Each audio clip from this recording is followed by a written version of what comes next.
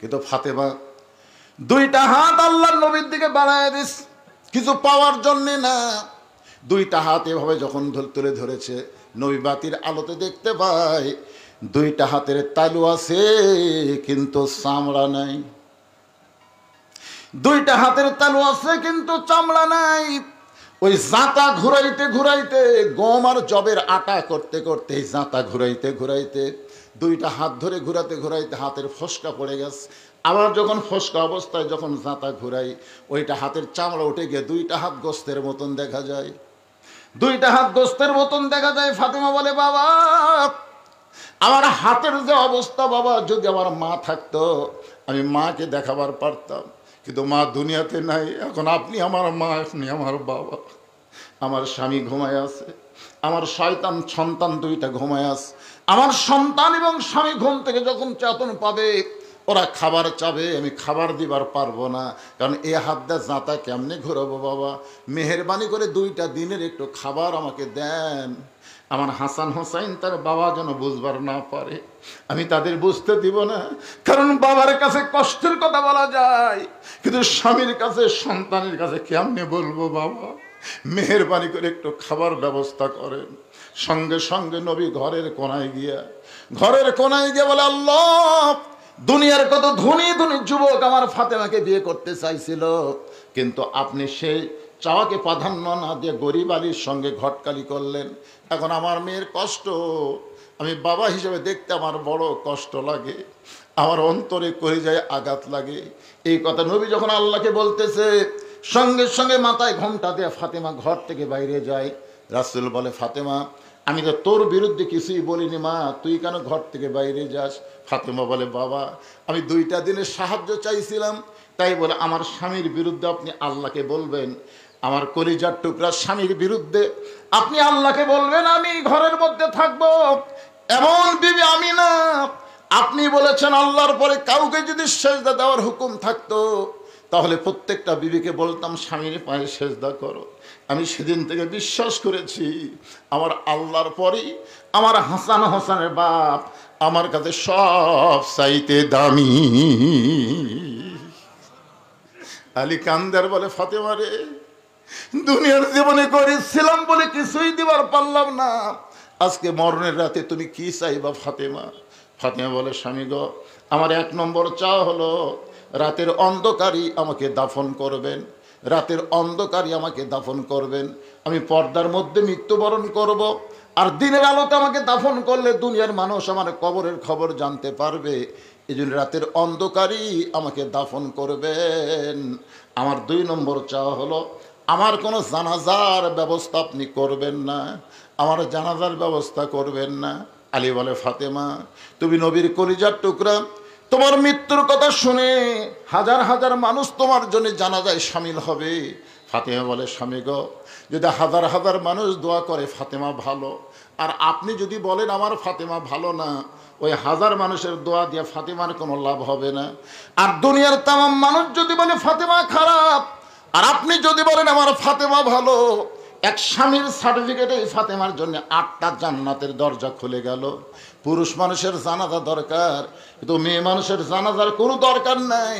আপনি শুধু দোয়া করে আমাকে দাফন করলে আমার যথেষ্ট হবে। আমার 3 নম্বর চাওয়া হলো আমার লাশটা খাটনিতে আপনি তুলবেন না, কারণ আমি ফাতেমা হিসাব করে দেখলাম একজন মহিলা মারা গেলে তার লাশের খাটনি সবাই কান্দে নিবার পারবে না। একটা মেয়ে মানুষ মারা গেলে কোনো পুরুষ মানুষ কান্দে নেবার আগে চিন্তা করা লাগবে সেই মেয়েটার লাশ কান্দে নেওয়ার যোগ্য কিনা। আমি ফাতেমা চিন্তা করে দেখলাম আমার বাবা যদি দুনিয়াতে থাকতো, মরা মেয়ের লাশের খাটনি বাবা কান্দে নিবার পারত। আমার হাসান হোসেন যদি বড় হইতো, মায়ের লাশের খাটনি কান্দে নিবার পারত। কিন্তু আমার বাবা 6 মাস আগে দুনিয়া থেকে বিদায় হয়ে গেছে। আমার হাসান হোসেন এত ছোট, এর আগে মায়ের লাশের খাটনি কান্দে নিবার পারবে? আপনি শুধু আমার লাশটা কান্দে করে নিয়ে ওই জান্নাতুল বাকির পূর্ব কোণে সবুজ রঙের একটা বাতি জ্বলবে, ওই বাতি বরাবর আমাকে দাফন করবেন। আপনার কবর খুঁড়তে যদি কষ্ট হয়, আপনি একান্ত বন্ধুকে বলবেন সে যেন গোপনে কবর খনন করে দেয়, কবরের খবর যেন দুনিয়ার কোনো মানুষকে না বলে। হযরত আলী আবু যর গিফারের কাছে কবর খোঁড়ার কথা বললে আবু যর গিফারি গভীর রাত্রে কবর খুললেন। কবর খোঁড়ার সময় কি যেন কয়েকটা কথা বলার কারণে কবরের ভিতর থেকে আওয়াজ আসতেছে, আবু যর, কার মা কার মেয়ে কার বিবি এইটা কবর দেখবে না। আমল যদি ভালো হয় কবর জান্নাতের বাগান হবে, আমল যদি খারাপ হয় কবর জাহান্নামের গর্ত হবে। আর এই দুনিয়া থেকেই কবরের পাথেও আমাদের জোগাড় করা লাগবে। ছোটবেলায় একটা গজল শুনেছিলাম, কিন্তু যেদিন ডাক পড়িবে কবর মাঝে যাইতে, জোগাড় কিছু করছো বন্ধু তার মাঝে বিছাইতে। ডানে কবর বামে কবর নিচে কবর আছে যে, ওপর দিকে চাইয়া দেখো বাঁশের ছাউনি দিছে কে। হযরত আলী গভীর রাত্রে ফাতেমাকে দাফন করে আল্লাহর কাছে বলতেছে, আল্লাহ তোমার পর্দানিশী ফাতেমা দুনিয়া থেকে বিদায় নেওয়ার পরে আমি গভীর রাত্রে তাকে দাফন করে তোমার কাছে বলি, আল্লাহ এই ফাতেমাকে তুমি কবুল করে নাও, ফাতেমাকে কবুল করে নাও, কবুল করে নাও। 3 বার বলার পর হযরত আলী তাকায় দেখে সামনে কয়েকটা পুরাতন কবর দেখা যায়। এই মাত্র ফাতেমাকে কবর দিয়েছে, সেই নতুন কবর আর নাই। আলী কান্দের বলে, এখনই নিজের হাতে কবর দিলাম, সেই নতুন কবর কোন জায়গায়? পুরাতন কবরের ভিতরে নতুন কবর নাই। গোটা জান্নাতুল বাকি দৌড়ার বলে ফাতেমার কবর। এখনই নিজের হাতে কবর দিলাম, সেই নতুন কবর কোথায় রে? ফাতেমার কবর। কে যেন গায়েব থেকে বলে, আলী ফাতেমা পর্দানিশী, আমি আল্লাহ জোহরা ডিগ্রি দিয়া ফাতেমার কবরটাকে কিয়ামত পর্যন্ত পর্দা করে দিয়েছি। এরকম লোক আছে না নাই? আসরের নামাজ পড়ে জমির ধান দেখতে পারাইছে, এই ধান দেখতে পারাইসা দেখে ওপর জমির পানি চলমল করতেছে, নিচে ওর জমির পানি নেই। চারিদিকে তাকায় দেখে কেউ নেই। আস্তে করে বসে বিসমিল্লাহ বলে আল কাটা দিছে। আল কাটাতে ওই পানিতে হাত ধোছে, ধুয়ে আবার উঠে চারিদিকে তাকায় বলে আলহামদুলিল্লাহ কেউ দেখেনি। লোকটা কিন্তু আসরের নামাজ পড়ছে। তারপরে এসে কোন দিকে দেখতেছে? উপর দিকে না চারিদিকে?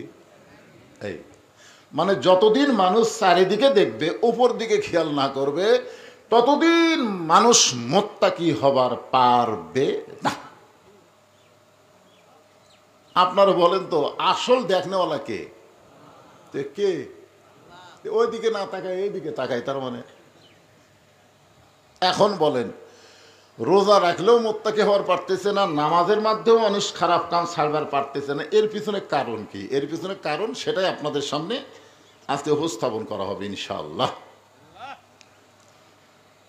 যেই কোরআন আল্লাহ নাজিল করলেন রমজান মাসে, মাসের দাম বেড়ে গেল। যেই রাতে কোরআন নাজিল করার কারণে রাতের দাম বেড়ে গেল। আর যাদের উপর আল্লাহ কোরআন নাজিল করলো তাদের দাম বাড়ে না কেন? এই কোরআনের সঙ্গে একটা কাপড় লেগে থাকলে সে কাপড়ের দাম কম না বেশি? এই কোরআন যে রেহালের উপরে থাকে, একই গাছের কাঠ দিয়ে খাট বানাচ্ছে, সোফা বানাচ্ছে, একটা রেহাল বানাচ্ছে, দাম বেশি কার? রেহালের। কারণ কি? একটা কাঠের রেহালের সঙ্গে কোরআনের সম্পর্ক থাকার কারণ রেহালের দাম বাড়ে। একটা কাপড় দিয়ে কোরআনের কাপড় বানালে সে কাপড়ের দাম বাড়ে। আর যাদের হেদায়েতের জন্য আল্লাহ কোরআন নাজিল করলো তাদের দাম না বাড়ার পিছনে কারণ কি? হ্যাঁ, এইটাই হলো আজকের আলোচনা। রমজান মাসে আমার মা বোনেরা বসে আছে, অনেকগুলো মা বোন। আসার সময় দেখলাম রাস্তার কোনো পুরুষই নাই, খালি মেয়ে মানুষ আসতেছে। আমাকে বলা হয়েছে, হুজুর একটু পর্দার উপরে মা ফাতেমার জীবনী থেকে ওয়াজ করবেন, মেয়েরা একটু শুনবার চাই। মায়েরা ধৈর্য নিয়ে বসেন। হ্যাঁ, আপনারা অবশ্যই পর্দার উপরে ওয়াজ শুনবেন। তাহলে আলোচনা এখন শুরু করা যাক, আপনারা একটু মনোযোগ দিয়ে শুনবেন।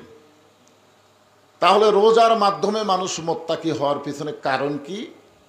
এখন রোজা থাকলেও মানুষ মুত্তাকি না হওয়ার পিছনে কারণ, আমরা নামাজ পড়ি, যে জোহরের নামাজ পড়লাম, এখানে জামাতের সঙ্গে জোহর নামাজ পড়লাম না? আচ্ছা আপনার বলেন তো, নামাজ কার জন্যে? কার জন্যে? আল্লাহ কোরআনে বলেছেন, ইন্না সালাতি ওয়া নুসুকি ওয়া মাহইয়ায়া ওয়া মামাতি লিল্লাহি রাব্বিল আলামিন। আমরা নামাজ আল্লাহর জন্যই পড়ি, কিন্তু মাঝে মধ্যে এ নামাজ মানুষকে দেখানোর জন্য কিন্তু পড়ি। একটু হিসাব করে দেখেন তো, আপনার বিবেক প্রশ্ন করেন, আপনি যখন বাড়িতে নামাজ পড়েন তখন নামাজের কতক্ষণ সময় লাগে, আর আপনি যখন মসজিদে নামাজ পড়েন তখন কতক্ষণ টাইম লাগে? একটু বিবেকের আয়নায় খেয়াল করে দেখেন, বাড়িতে যখন নামাজ পড়েন তখন আপনি মনে করেন আমি তো আল্লাহর জন্যই নামাজ পড়তেছি, আল্লাহ ছাড়া তো কেউ দেখতেছে না, ঢকা ঢক মারি। কিন্তু যখন মসজিদে নামাজ পড়ি তখন আমার মন কি বলে, আল্লাহর জন্য তো নামাজ পড়তেছিস, আশেপাশে যাদের সুন্নত হয়ে গেছে তারা কিন্তু তোর দিকে তাকে আছে, যেমন তেমন রুকু সিজদা করলে চলবে না। মনের মধ্যে রিয়া আসার কারণে আল্লাহ বলেছেন, ফাওয়াইলুল লিল মুসাল্লিনাল্লাযীনা হুম আন সালাতিহিম সাহুন আল্লাযীনা হুম ইরাউন ওয়া ইয়ামনাউনাল মাউন। আপনাদের মসজিদে প্রথম তারাবিতে যে মুসল্লি হয়েছে আপনাদের এই গ্রামের মসজিদে, এখন কি সেই মুসল্লি আছে না কমা যাচ্ছে? কি আছে? কমে যাচ্ছে। কি জন্য কন্ত? যারা শুধুমাত্র মানুষকে দেখানোর জন্য নামাজ ধরছিল তাদের নামাজ আস্তে আস্তে থাকবে না, আর যারা আল্লাহর জন্য নামাজ পড়বে এরা মৃত্যুর আগ পর্যন্ত জীবন থাকা অবস্থায় এক ওয়াক্ত নামাজ ছাড়বে না। ধরে কোন কথা ঠিক কিনা? ছাড়বে?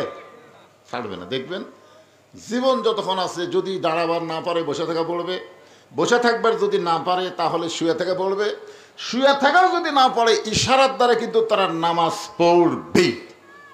কারণ এরা কি মানুষকে দেখানোর জন্য করে? কার জন্যে? ধরে বলেন কার জন্যে? আল্লাহর জন্যে। ফাতেমার জীবন কাহিনী তো গোটা বলা যাবে না, জীবন কাহিনী বলবার গেলে এই একদিনের খাওয়া আছে।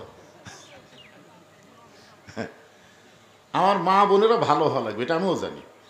কারণ আমাদের এরশাদ চাচা যাওয়ার পর থেকে এই মেয়ে মানুষের অত্যাচার, যখন কথা ঠিক না, আমাদের খালেদা জিয়া, তারপরে শেখ হাসিনা, আমাদেরও যে মরদ মানুষের পাওয়ার আছে আমরা কিন্তু এত বছর বুঝবারই পারিনি। জোরেগণ ঠিক কিনা? এবার ডক্টর ইউনূস আসার পরে বোঝা যাচ্ছে মরদ মানুষের কিছুটা পাওয়ার আছে, ঠিক কিনা বলে? দেখেন ভারত এত কিছু করলো, বাংলাদেশের কিছুই করতে পারলো না। পারলো? পারছে? এই কিছুদিন আগে দেখবেন আর্মির প্রধান অনেক গরম বক্তব্য দিল, কিছু করবার পারছে? পারে নাই। ডোনাল্ড ট্রাম্প পর্যন্ত কিছু করবার পারতেছে না, কারণ বাংলাদেশের চেয়ারে একটা মরদ বসে আছে। ধরে কোন কে বসে আছে? হ্যাঁ, মরদ। বিপদত পড়লে তার দোয়া, তার নামে দোয়া পড়া লাগে। ধরে কোন কথা ঠিক কিনা? এর নামই হচ্ছে দোয়া ইউনূস। হ্যাঁ, আমি ফাতেমার জীবন কাহিনী বলবো কি কারণে? তারা যদি ঘরের মানুষ ঘরে থাকে, পর্দার ভিতরে থাকে, তাহলে ওই বাড়িতে আল্লাহ কতটুকু রহমত বরকত দেয়, আর যে রহমত বরকতে পুরুষ মানুষের জীবন চলা কত সহজ হয়, এর উপর ইনশাল্লাহ কথা বলবো। তাই যেটা ধরছি এর আগে শোনা লাগবে। হ্যাঁ, তাহলে কি বলতেছি? নামাজ আল্লাহর জন্যও পড়ি, মানুষকে দেখানোর জন্য কিন্তু আমরা মাঝে মাঝে নামাজ পড়ি। পড়ি না ভাইজান? আপনি নিজের বিবেককে বলেন। হ্যাঁ, অনেক মানুষ নামাজ পড়ে না, অনেক মানুষ নামাজ পড়ে না। এখন জানাজার নামাজের ঘোষণা করছে, জোহরের নামাজের পরে জানাজা হবে। তা আমার এলাকার কিছু ছেলে পেলে বাইরে ঘোরাফেরা করতেছে। আমি বললাম, কে রে, বাইরে ঘুরতেছিস কেন? তো করছে জোহরের পরে তো জানাজা হবে, তো জোহরের নামাজ। তো কয় না, আমরা তো জোহর পড়ার নিয়তে বাড়াইনি হুজুর, আমরা জানাজা পড়ার নিয়তে বাড়াচ্ছি।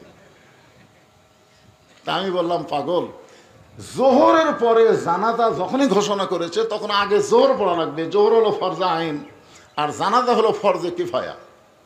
ফরজে কিফায়া যদি গ্রামের 10 জন মানুষ আদায় করে লোকটাকে দাফন করে, সবার উপরে আল্লাহ আদায় করে নেবে। কিন্তু ফরজে আইন তো 10 জন 20 জন পড়লে হবে না। মুসলমান যারা দাবি করে তাদের সকলকেই জামাতের সঙ্গে নামাজ আদায় করা লাগবে। জোরে কোন কথা ঠিক কি না? কারণ আমি তো হাদিস বললাম, রোজা না রাখলে মানুষ বেঈমান হবে, হজ না করলে মানুষ বেঈমান হবে, জাকাত না দিলে মানুষ কাফের হবে, কোথাও নেই। আপনি যদি জাকাত না দেন আপনাকে কাফের বলা যাবে না, হজ না করলে আপনাকে কাফের বলা যাবে না, রোজা না রাখলে আপনাকে কাফের বলার, তাহলে মুর্দার জন্য আযাব হবে না সওয়াব হবে? হ্যাঁ, এই জন্য আমি বললাম, বাবা খালি জানাজা পড়লে হবে না, জোহর পড়া লাগবে। তখন পিছন থেকে দুইজন বলতেছে, হুজুর যখন বলতেছে চ যাই, হুজুর যখন বলতেছে, আমি হুজুর বলার আগে কে বলছে? কথা বলেন, কে বলছে? কিন্তু ওরা বলতেছে হুজুর যখন বলতেছে যদি না পড়ি তাহলে ওয়াজের মধ্যে ওর করে যারা হাজী সাহেব খালি নামের আগে একটা বার আলহাজ লেখা বাদ দেন। আমার এলাকায় একজন হাজী সাহেবের নামের আগে আলহাজ না লেখে আমার মাদ্রাসার একটা চিঠি দিছে, ওই চিঠি পায় হাজী সাহেব ছিনিছে। তো বলতেছে আপনি চিঠি না পড়ে ছিনলেন কেন? বলে আমার নামের আগে আলহাজ কোথায়? আমি এত লক্ষ টাকা খরচ করে হজ করছি, আর মিয়া খালি মোহাম্মদ দিয়ে আমার নাম লেখছে, আলহাজ কোথায়? এখন বলেন তো ওই লোকটা কার জন্য হজ করছে? আল্লাহর জন্য করছে না মানুষকে দেখানোর জন্য করছে? দেখবেন অনেক লোক হজ করার পরে মানুষ যদি তাকে কিছু জিজ্ঞাসা না করে, সে নিজে হজ করেছে এটা বলার জন্য চাষটলে যায়, চাষটলে গল্প শুরু করবে। এইবারে ভাই পাথর মারবার যায়, যা ভিড়, হায় হায়। আপনারা বলেন তো, ওর থেকে কেউ শুনবার চাচ্ছেন?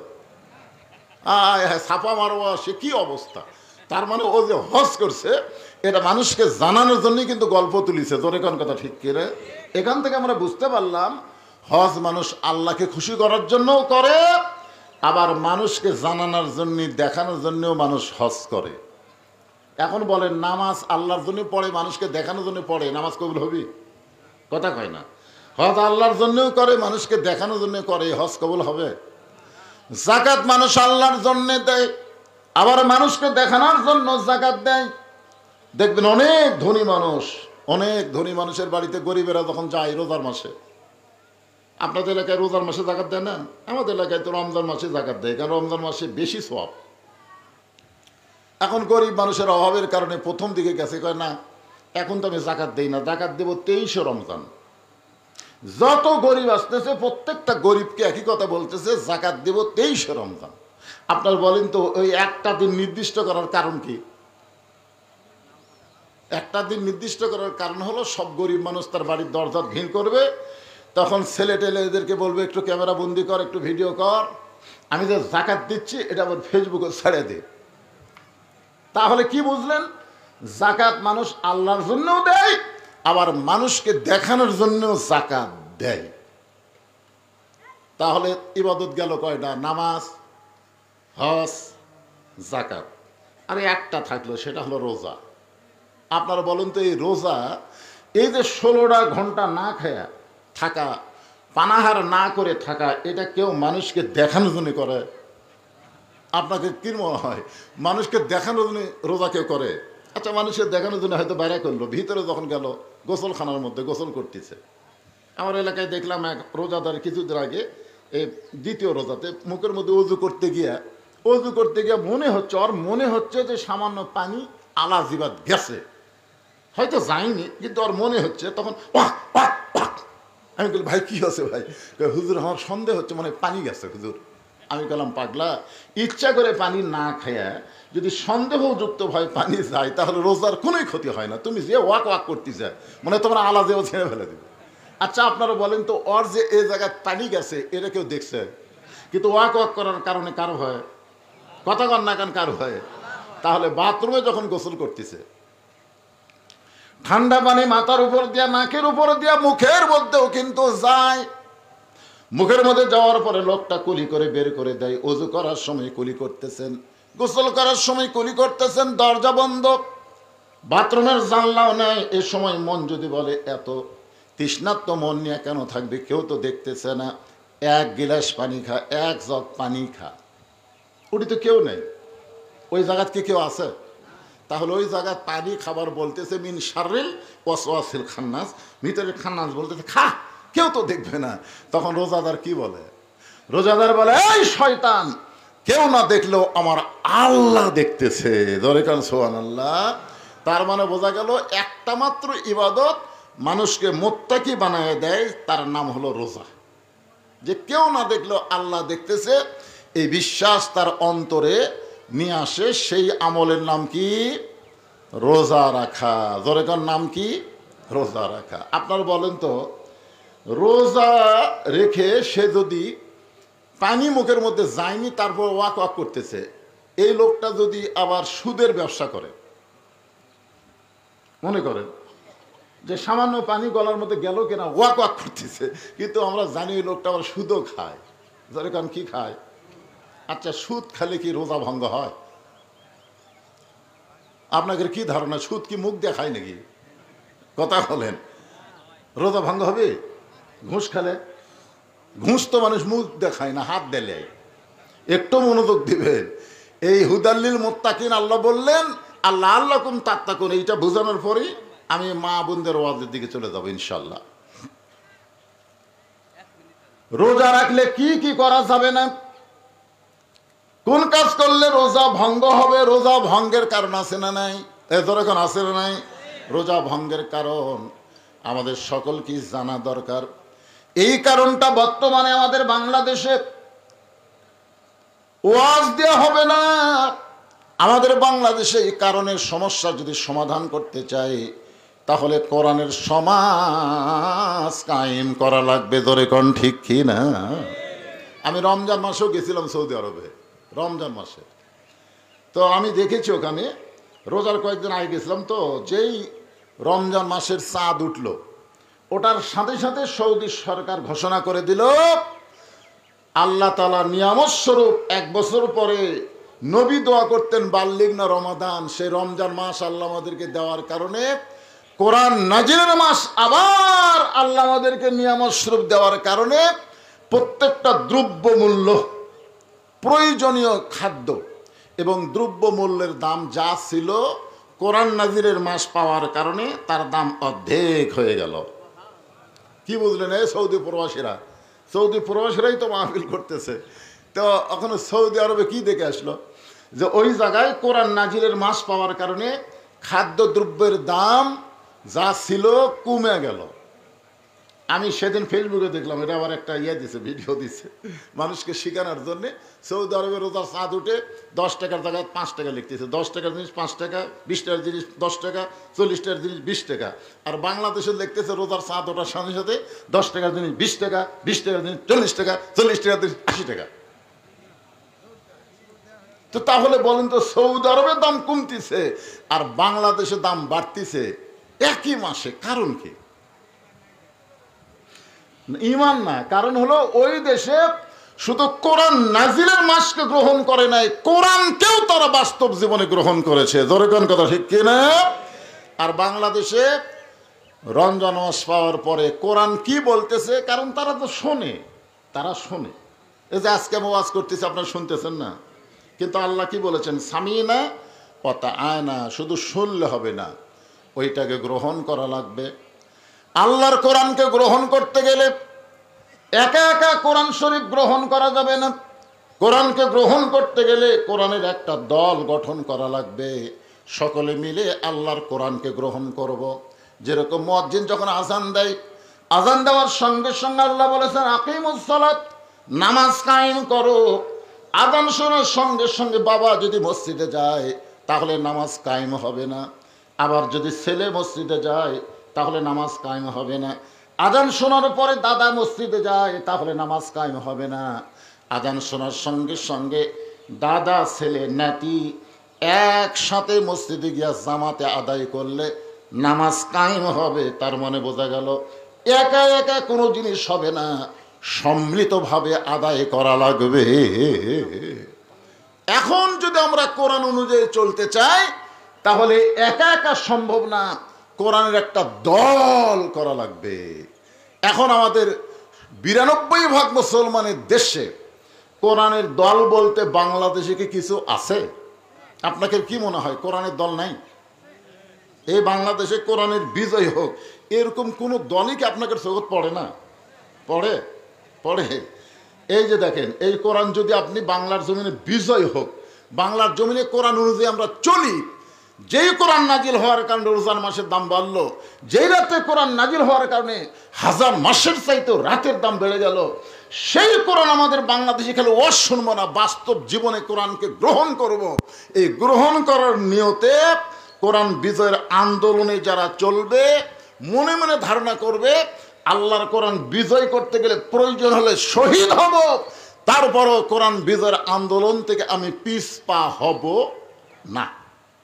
এর সম্পর্কে রাসূল বলেছেন মান সানাল্লাহু তাআলা আশ-শাহাদাতা বিসিদকিন বাল্লাগাহুল্লাহু মানাজিলাশ শুহাদা ওয়া মাতা আলা ফিরাশিহি রাওয়াহুল বুখারী কিতাবুল মাগাজি। আল্লাহ রাসূল বললেন যে দুনিয়াতে আল্লাহর কোরআন বিজয়ের আন্দোলনে শাহাদতের তামান্না নিয়ে কেউ যদি সৈনিক হয়, কেউ যদি দল করে, ওই মাতা আলা ফিরাশিহি, সে যদি নিজের বিছনায়ও মৃত্যুবরণ করে, বাল্লাগাহুল্লাহু মানাজিলাশ শুহাদা, আল্লাহ তাআলা হাসরের ময়দানে তাকে শহীদদের কাতারে দাঁড় করায়া দিবে। আপনারা বলেন তো, দুনিয়াতে যত মৃত্যু হচ্ছে, কোন মৃত্যুর কোনো কষ্টই হয় না? কোন মৃত্যুর কোনো কষ্টই হয় না? এবারে চাক্ষুষ প্রমাণ হলো, আমরা দেখলাম আবু সাইদ। আবু সাইদকে আপনারা দেখেননি? মুগ্ধকে আপনারা দেখেননি? পানি পান করতে গুলি লাগলো। আবু সাইদকে যখন গুলি করতেছে, ও কি, ও মারে বাবারে দাদারে কয়ে চিল্লা উঠছে। আপনারা কি দেখলেন? আপনারা দেখলেন যখন গুলি করলো, ও আবার সামনে গেল, মানে গুলি লাগার পরেও এদিক দিয়ে ঢুকে ওই দিক দিয়ে বার হলো, তারপরেও ও কিন্তু সামনে গেল, ও মারে বাবারে কিছুই বলতেছে না, আবার সামনে গেল। আবার যখন গুলি করলো তখনও কিন্তু দুই হাত প্রসাদের করে দাঁড়িয়ে থাকলো।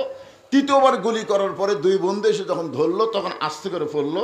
তার মুখে কোনো ও বাবারে মারে বাঁচারে এরকম কোনোই শব্দ নেই। তার মানে কি বুঝলেন? যে আবু সাইদ যখন জীবন দিচ্ছে, বাতিলের সঙ্গে আপোষ করে নয়, হকের পক্ষে থাকার কারণে। জোরে কোন কথা ঠিক কিনা?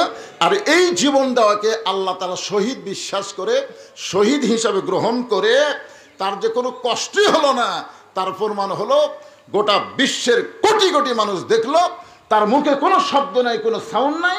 অথচ বুখারী শরীফের রাসূল আজ থেকে 1500 বছর আগে বলে গেছে যে চিনি খাওয়া পিঁপড়া, যে পিঁপড়া চিনি খায়, ওই পিঁপড়া যদি আপনাকে কামড় দেয়, আপনাকে লাগে 10টা পিঁপড়া যদি এক জায়গায় কামড় দেয়, আপনি কি করে চুলকাই করে? ধরে কোন কথা ঠিক কিনা? ওর কামড়ের বেশি লাগে না। আল্লাহ রাস্তায় যারা শহীদ হয়, তাদের মৃত্যু যন্ত্রণা এই পিঁপড়ার কামড়ের চাইতেও কম। তাহলে পরকালীন জগতে যখন আমরা যাব, এই দুনিয়া থেকে পরকালীন জগতে যদি আমরা যাবার চাই, এরকম শাহাদতের তামান্না আমাদের অন্তরে রাখার দরকার আছে না নাই? জোরে কোন আছে না নাই? এখন আসেন, আল্লাহ কোরআনে বললেন, ওয়াসিকাল্লাযীনা তাকাউ রাব্বাহুম ইলাল জান্নাতি যুমারা হাত্তা ইযা জাউহা وفتحت أبوابها وقال لهم خزنتها سلام عليكم طبتم فادخلوها خالدين। রোজা থেকে আল্লাহু আকবার বলতে কি দুর্বল লাগতেছে আপনাদের? কোরআন যে আয়াতে কারিমা তেলাওয়াত করলাম, আয়াতের তো অর্থ খালি একটু জানা থাকলে আল্লাহু আকবার কয়ে খাড়া হতেন। এই আয়াতের উপরে এখন আলোচনা হবে। এই রোজাদার, আপনার যে কষ্ট করে রোজা আছেন, আপনাদের পুরস্কার কি, কিভাবে আল্লাহ পুরস্কার দিবেন, আর আপনার পুরস্কার পায়ে কেমন খুশি হবেন, স্পেশাল দরজাতে আল্লাহ আপনাদের জান্নাত দিবেন। আসলে কি জান্নাতই না আল্লাহ প্রয়োজন, এর উপরে একটা কথা আছে এই আয়াতের মধ্যে।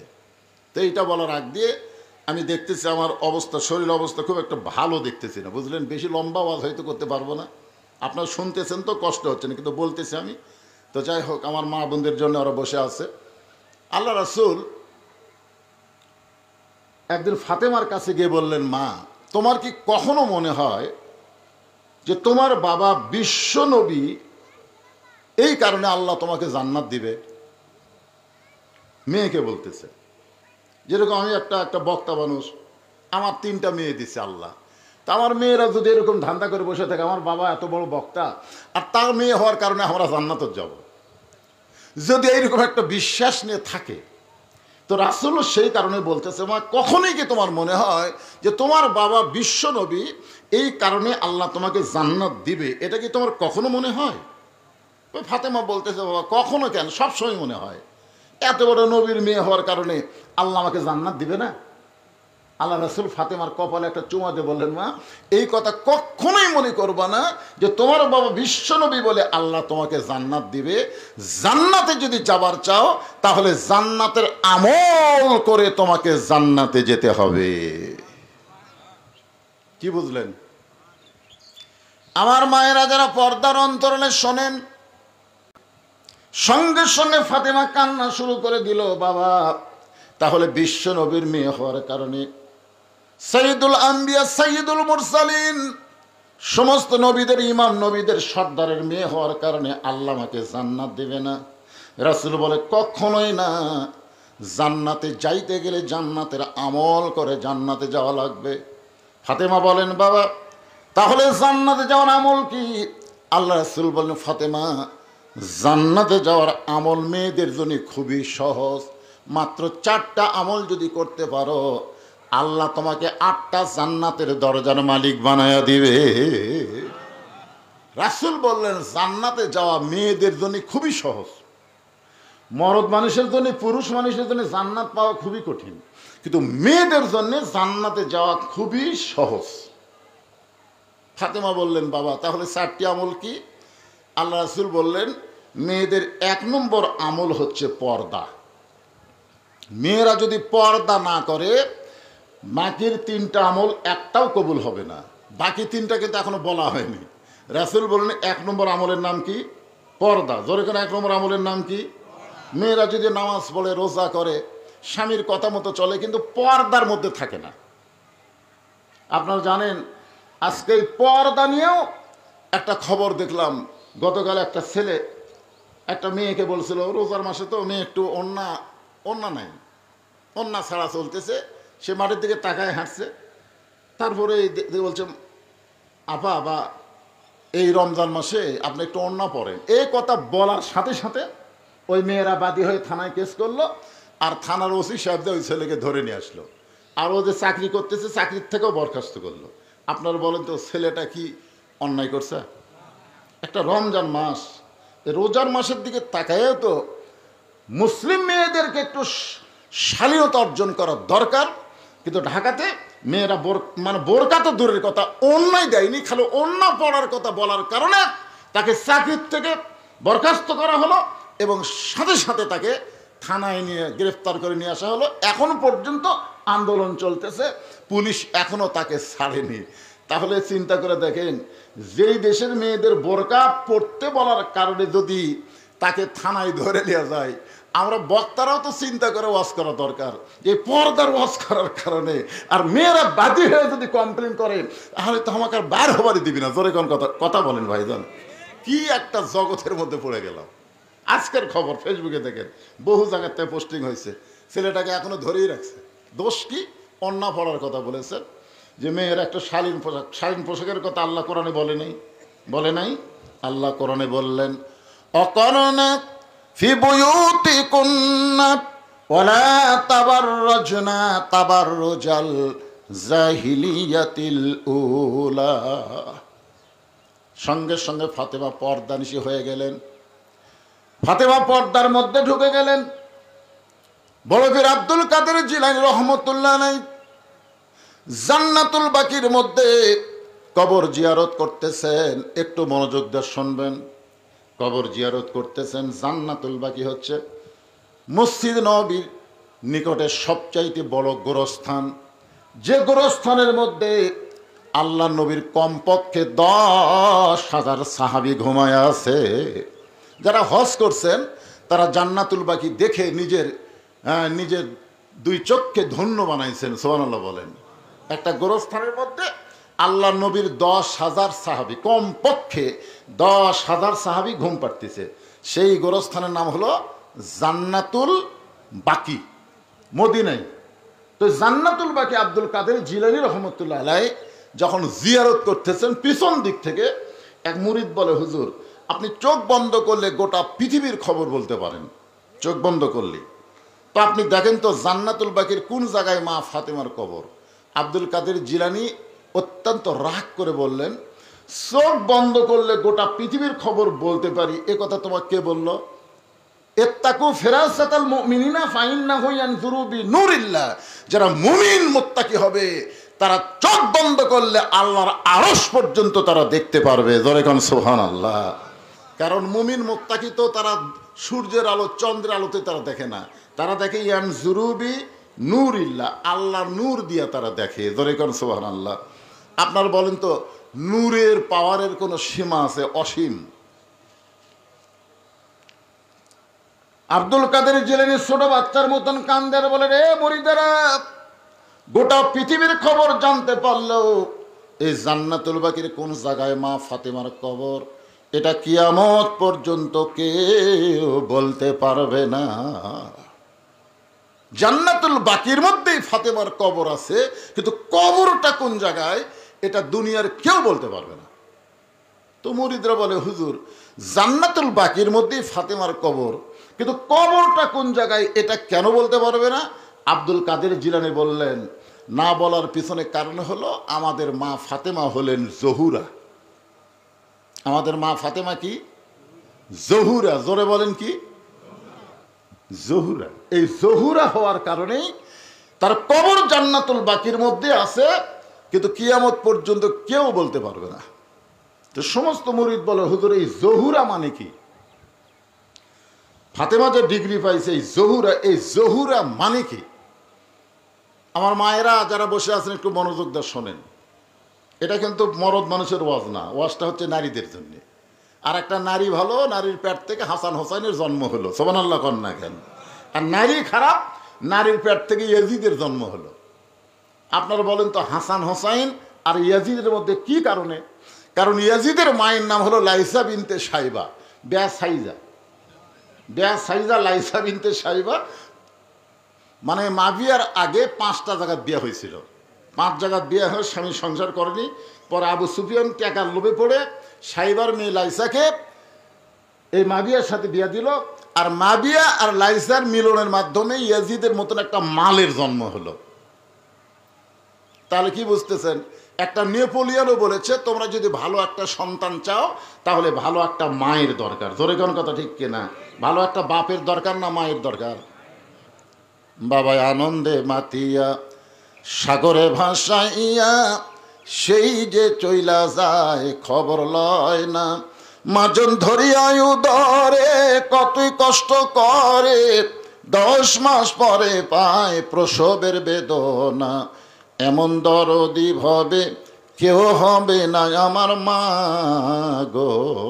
ইমাম গাজ্জালি বলেছেন, মায়ের পেটে যখন বাচ্চা আসে, বাচ্চা কনসেপ্ট হওয়ার সাথে সাথেই আল্লাহ তাআলা মায়ের মাসিক ব্যারাম বন্ধ করে দেয়। প্রতি মাসে, এই রমজান মাসে মেয়েদের এই মাসিক হলে রোজা রাখা যাবে? যাবে? নামাজ পড়া যাবে? কোরআন শরীফ স্পর্শ করা যাবে? যাবে না। কারণ এই একটা অসুখ হলে কোনো ইবাদত করা যায় না। কিন্তু যখনই পেটে বাচ্চা আসে তখন আল্লাহ মাসিক বন্ধ করে দেয়। কারণ কি? ইমাম গাজ্জালি বলেছেন, পেটে বাচ্চা থাকা অবস্থায় মায়ের যেন কোনো ইবাদতের কমতি না হয়, এই জন্য আল্লাহ অসুখ বন্ধ করে দেয়। কারণ মায়ের ইবাদতের সাথে পেটের বাচ্চার আল্লাহ একটা সম্পর্ক করে দেয়। জোরে কান সুবহানাল্লাহ। আমার এলাকার এক ছেলে কয়, হুজুর 11 মাস আমার খিদা লাগে না, কিন্তু রোজার চাঁদ উঠলে আমার খিদা লাগে। হুজুর 11 মাস আমার খিদাই নেই, কখনকার খাওয়া কখন খাই, কিন্তু এই রোজার চাঁদ উঠলে কুট থেকে যে এত খিদা শুরু হয় হুজুর, খালি খাবারই মন চায়। তা আমি কইলাম, এই ব্যারাম হওয়ার পিছনে কারণ হলো তোর মা বাঁচা আছে? আছে, যা জিজ্ঞেস কর। তা আমার কথা মতো যা জিজ্ঞেস করছে, মা রমজান মাসে আমার খিদা বেশি কেন? তো মা বলতেছে, এই সর্বনাশ করছে তোর দাদি। তুই যখন আমার পেটে ছিলি রমজান মাসে তোর দাদি আমাকে রোজা থাকবার দেয়নি। আমি রোজা থাকলে নাকি পেটের বাচ্চা শুকা যাবি, জোর করে আমাকে রোজা ভাঙ্গাছে। 1 মাস আমিও খাইছি রোজার মাসে, তুইও খাইছি। রমজান মাসে তোর পেটের মধ্যে খাওয়া শুরু হচ্ছে রে, এই জন্য দুনিয়াতে তুই রোজা থাকবার পারিস না। বুঝছেন? মা যখন পেটে বাচ্চা নিয়ে রুকুর থেকে সেজদা যায়, বাচ্চার বয়স 4 মাস 5 মাস এরকম হয় না? রুকুর থেকে সেজদার গেছে, পেটের মধ্যে বাচ্চা দমল খাচ্ছে। ফেরেশতাকে আল্লাহ, দেখো তোমার বান্দি নামাজ পড়বার দে, পেটের বাচ্চার কত কষ্ট হয়। আল্লাহ বলে, সাক্ষী থাক, যেই মা পেটে বাচ্চা নিয়ে নামাজ পড়তেছে, ও মা শুধু নিজে নামাজ পড়তেছে না, পেটের বাচ্চাকেও নামাজি বানিয়ে দিচ্ছে। জোরে কান সুবহানাল্লাহ। এই জন্য একটা মা যদি ভালো হয়, মায়ের পেটের বাচ্চাও ভালো হবে। আজকে যারা প্রকাশ্যে সিগারেট খাওয়ার মিছিল করতেছে রমজান মাসে, খুঁজলে দেখেন এরা সব বেজন্মা, এদের জন্মের ঠিক নাই, এরা যারও সন্তান। জোরে কোন কথা ঠিক কিনা? রমজান মাসে হোটেলের দরজা কালো পর্দা দিয়ে ভিতরে যারা খায়, খুঁজলে দেখেন এদের জন্মের ঠিক নেই। খুঁজলে দেখেন জন্মের ঠিক নেই। কি মনে করছেন মনে করতেছে আমরা সেই মরদ, তোরা সেই মরদ, হিজড়ার জাত। কেরে মরদ মানুষের পর্দা করা লাগবে কেন? হোটেল তোর কালো পর্দা ভিতরে খাস, তোর কি মরদ? রমজান মাসে কালো পর্দা ভিতরে যারা খায় এরা মরদ না, নাহলে হিজড়ার জাত। জোরে কোন কথা ঠিক কেনা? আমার মা ফাতেমা এই জহুরা ডিগ্রি কেন? সমস্ত মুরিদ যখন বলে হুজুর এই জহুরা মানে কি, আব্দুল কাদের জিলানী বললেন তাহলে শোনো। হযরত আলী এশার নামাজ পড়ে বাড়িতে গেছে। কোন নামাজ? এশার নামাজ পড়ে বাড়িতে গেছে। যায় দেখে ঘর সুন্দর করে সাজানো, ফাতেমা সুন্দরী সাইজা গুইজা বসে আছে, হাসান হোসেনকে সুন্দর করে সাজাই দিছে। এখন বলেন একটা পুরুষ মানুষ ঘরের মধ্যে ঢুকাই যদি দেখে ঘরও সুন্দর, বউ সুন্দর, সন্তানগুলোও সুন্দর হয়ে, তাহলে মরদ মানুষের মনে একটা আলাদা জান্নাতি শান্তি আসে। জোরে কান আসে কি আসে না? আপনার বাড়ির মধ্যে যায় দেখবেন তো বউ কি সাজা গুজা থাকে? বউ যখন কোনো জায়গায় যায় তখন সাজে, একের ভালো কাপড় পরতেছে, ভালো মালা, হাতত বালা, এরকম কাপড় যখন পরতেছে, স্বামী মন ভার করে বসে আছে। বউ বলে কে গো মন ভার কেন?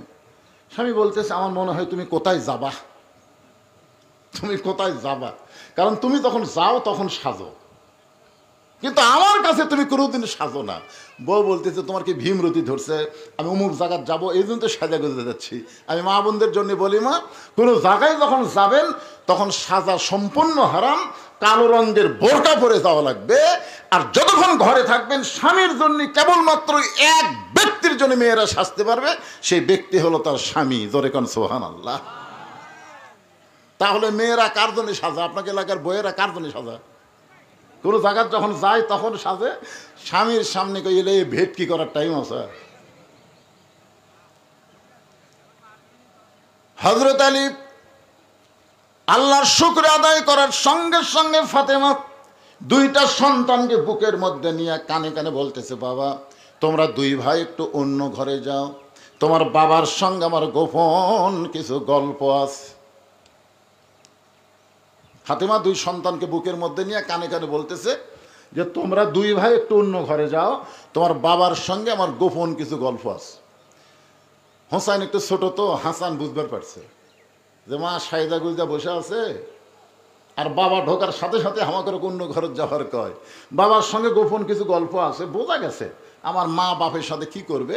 এদিকে ছোট বাচ্চা যখন বুঝবার শিখবে তখন তাদেরকে ঘরে রাখা জায়েজ। একজন দুইজন করলে সবাই বুঝতে পারতেছেন না? আপনার বাচ্চা যখন বোঝার মতন বয়স হবে তখন স্বামী স্ত্রী ভালোবাসা করতে গেলে ওই সন্তানকে চেতন থাকা অবস্থায় হবে না। ঘুমায় গেল তো সন্তানরা এখন বুঝতেছেন না, খুব চালাক, হয়তো ঘুম আসেনি, ঘুমের ভান করতেছে, দরকার নেই। স্বামী স্ত্রী মহব্বত করবার গেলে 2 বছরের বেশি যদি বয়স হয়, হয় দাদির ঘরত নয় চকলেট দিয়ে অন্য ঘরত পাঠিয়ে দেওয়া লাগবে। ওই সন্তান ঘরে থাকা অবস্থায় স্বামী স্ত্রী কোনো মহব্বত করা যাবে? কথা বলেন না কেন? যাবে। যতক্ষণ দুধ পান করবে ততক্ষণ সন্তানের সামনে আপনার বউকে আদর করলে ওই দেখবার পারবে কিন্তু বুঝবার পারবে না, কারণ দুধ পান করা অবস্থায় তার জেহানি শক্তি তার কাছেই থাকে, দূরে যায় না। আমার কথা কি বুঝলেন? মাতার যে জেহানি শক্তি ওর কাছেই থাকে, দূরে যায় না। যখনই মায়ের স্তন খাওয়া ছাড়া দিবে তখন ওই জেহানি শক্তি এটি থাকে না, কমপক্ষে 2 ঘন্টা দূরে যায়। আপনি যদি ওর সামনে আপনার স্ত্রীকে আদর করেন, ও বেড়া এসে বলতে পারে 2 ঘন্টার মধ্যে কারোর সাথে দেখা হয়। 2 ঘন্টা, কয় ঘন্টা? 2 ঘন্টা পরে ভুলে যাবে। 2 ঘন্টার মধ্যে কারোর সাথে যদি দেখা হয়, যদি হয়, আর যদি বলে আব্বা তাই মাছ চাপা ধরছিল রে, এ কথা যদি বলে, হাসার কথা না তো। চিন্তা করে দেখেন ইসলাম কত সুন্দর। নিজের হালাল বউকে আদর করবার গেলেও নিজের বাচ্চার সামনে করা যাবে না, এরই নাম হলো ইসলাম। জোরে কোন সুবহানাল্লাহ। হাসান হোসেন 2 ভাই যখন অন্য ঘরে, এমন সময় ফাতেমা ঘরের দরজাটা বন্ধ করে দেয়। আপনারা বলেন তো, সন্তান 2টাকে বের করে দিয়ে বউ যখন দরজা বন্ধ করবে তখন স্বামীর মনে কেমন হয়? যত বড়ই হুজুর হোক, যত বড়ই হুজুর হোক, বাচ্চা 2টা বের করে দিয়ে বউ যদি দরজা বন্ধ করে দেয় তখন কি আর হুজুরগিরি চলবি? চলবি? আপনারা কোন? আমি যত বড়ই বক্তা হয়, আমি বইয়ের কাছে যাও বক্তা? আরে আমি তো একটা সাধারণ, আল্লাহ নবী পর্যন্ত নবী ছিলেন না, জানেন? নবী বসে আছেন, উম্মাহাতুল মুমিন আয়েশা যখন ঘরের মধ্যে ঢুকছে, নবী আস্তে করে উঠে দরজা বন্ধ করে দিলেন। মা আয়েশা থরথর করে কাঁপতেছে। রাসূল বলে, আয়েশা কাঁপো কেন? বলে, আপনার জুতার পরশে আল্লাহর আরশ ধন্য হয়ে গেছে। সেই ঘরের মধ্যে যদি কোনো বেয়াদবি হয়, আল্লাহ রাসূল আয়েশা, একজন নবীর জুতার পরশে আল্লাহর আরশ হয়েছে, একজন নবীর। আয়েশা বলে, হুজুর আপনি তো সেই নবী। রাসূল বলে, পাগলি, সেই নবী ছিলাম, সেই নবী ছিলাম যতক্ষণ দরজা খোলা ছিল, কেন দরজা বন্ধ হয়েছে এখন আমি আর নবী আছি? তাই সে বলে, হুজুর এখন আপনি কি? বলে, আমি হলাম স্বামী, তুমি আমার বিবি। সবসময় নবী থাকা যায় না, এখন স্বামী স্ত্রী মহব্বত করবো, দরেগান সুবহানাল্লাহ। আপনার বলেন তো সবসময় হুজুর থাকা যায়? সঙ্গে সঙ্গে হযরত আলী মাথার টুপি খুলছেন।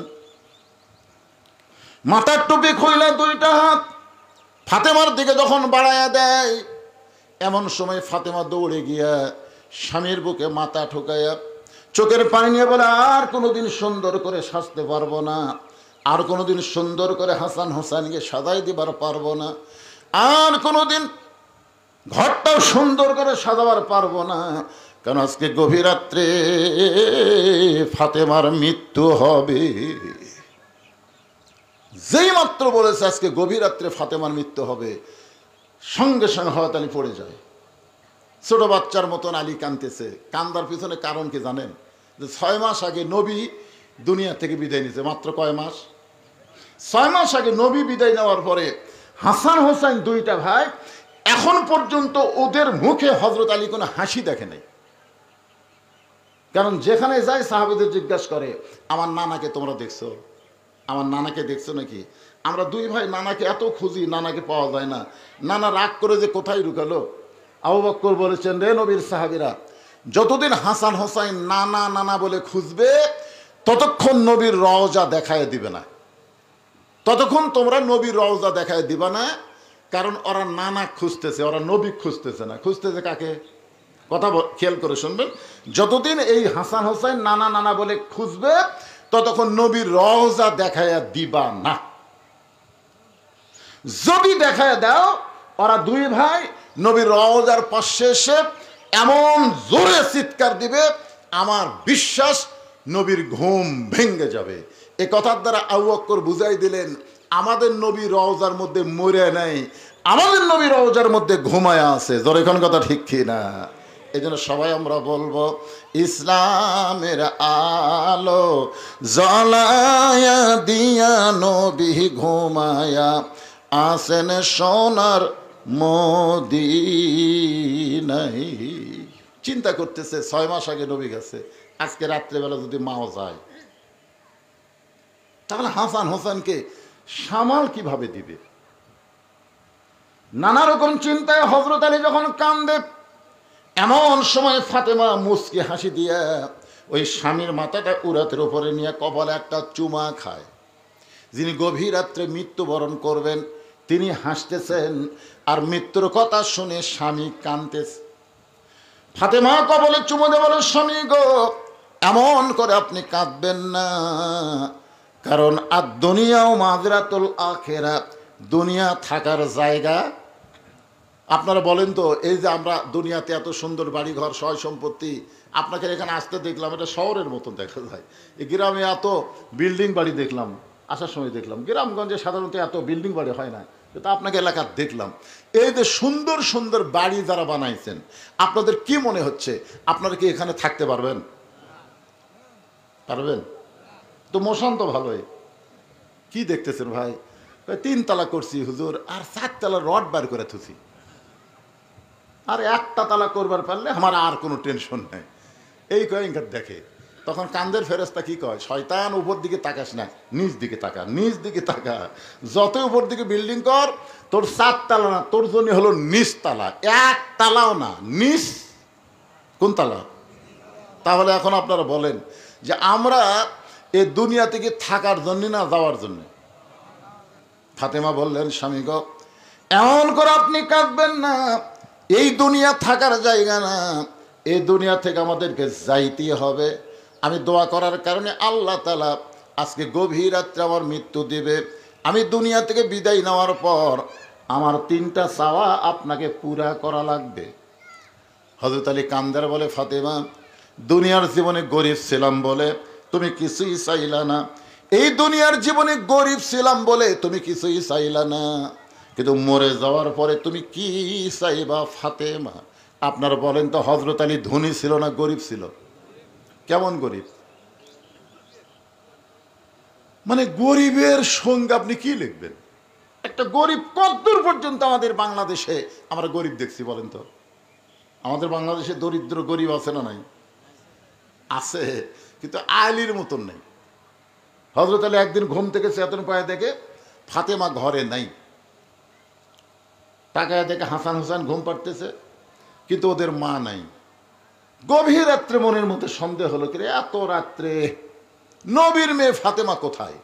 দরজাত গিয়ে তাকায় দেখে মরুভূমির মধ্যে কালো চাদর গায়ে দিয়ে খুব জোরে জোরে হাঁটতেছে মরুভূমির মধ্যে। আলীর সন্দেহ হয়ে গেল যে হাসান হোসেন ঘুম পাড়তেছে, আমিও ঘুম পাড়তেছি, আমাদের ঘুমের মধ্যে রাইখা হাসান হোসেনের মা কোথায় যাবে? নিরাপদ দূরত্ব বজায় রেখে পিছনে পিছনে হাঁটতেছে। মনের মধ্যে নানা রকম সন্দেহ হয়। মরদ মানুষের মনে সন্দেহ আসে না নাই? যেরকম আসে না, নানা রকম সন্দেহ হয় যে ফাতেমা কোথায় যাচ্ছে। নিরাপদ দূরত্ব বজায় রেখে পিছনে পিছনে হাঁটতেছে। এক সময় হযরত আলী লক্ষ্য করে দেখে আল্লাহর নবী যে ঘরে ঘুমায় ওই ঘরে জানলার পাশে ফাতেমা দাঁড়াইছে। হযরত আলী মনে মনে চিন্তা করতেছে, আমার এই ঘুমের মধ্যে রাইখা মেয়ে তার বাপের কাছে আসছে আমার বিরুদ্ধে কিছু বলার জন্য। দেখবেন যে মরদ ঠিক মতো সংসার করা পারে না, তার মধ্যে নানা রকম সন্দেহ থাকে কি থাকে না? আমার বিরুদ্ধে কিছু বলে বেড়াচ্ছে, দেখি কি বলে। কানটা একটু খেয়াল করে রাখছেন।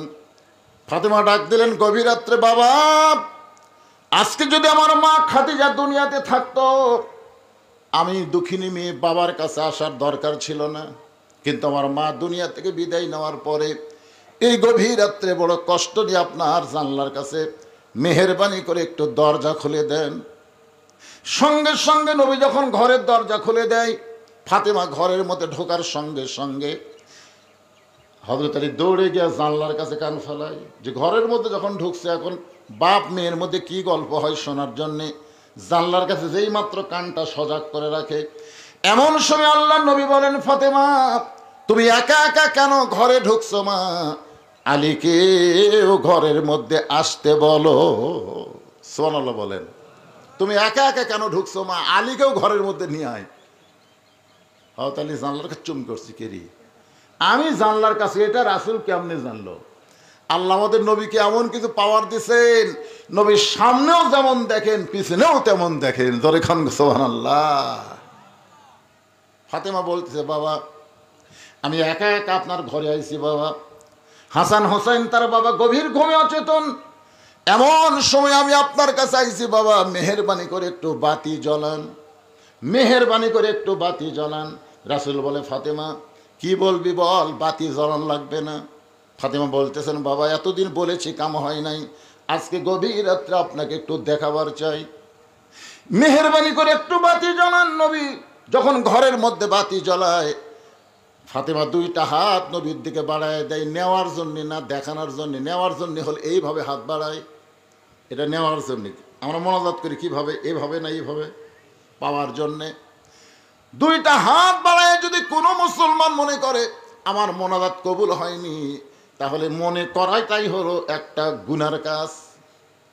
আপনি যেভাবে আপনি যত বড়ই পাপী হন, আপনি যে আল্লাহর কাছে হাত তোলেন, আপনি মনে যদি করেন আমার দোয়া কবুল হয়নি, এই মনে করা একটা পাপ। তখন হয়তো আপনার বলবে, হুজুর আমাদের দোয়া কবুল হয়েছে তো, কিন্তু বুঝবার পারতেছি না তো। আরে পাগলা, বুঝবা কেমনে?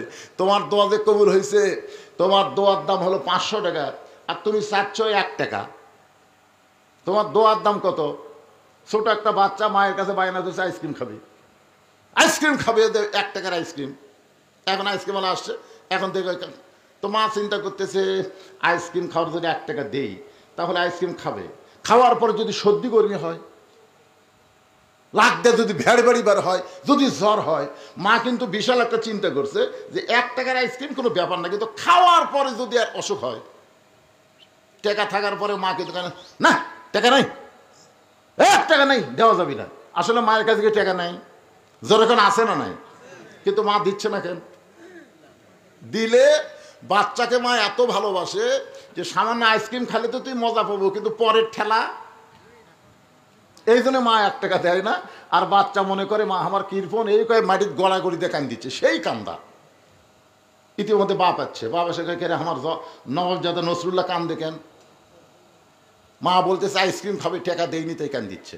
বাপ 500 টাকা বের করে দিয়ে, যা আইসক্রিমের বাক্স কিনা খা, মানে গোটা বাক্স কিনা খা। ওই 500 টাকা পাইয়া বুঝছেন মলা যেরকম এরকম করতেছে। বাপ কয় কে রে, 500 টাকা দিলাম, তাও কামদের ভলম বাড়িয়ে দিছে।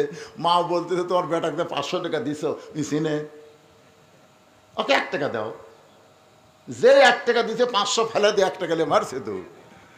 তা আজকে দুনিয়ার মানুষ চাই 1 টাকা, কিন্তু আল্লাহ কবুল করছে 500 টাকা। এখন কয় টাকা? এখন 500 টাকা দুনিয়াতে আল্লাহ দিচ্ছে না, কারণ দুনিয়া তো সামান্য কয়দিনের পাগলা।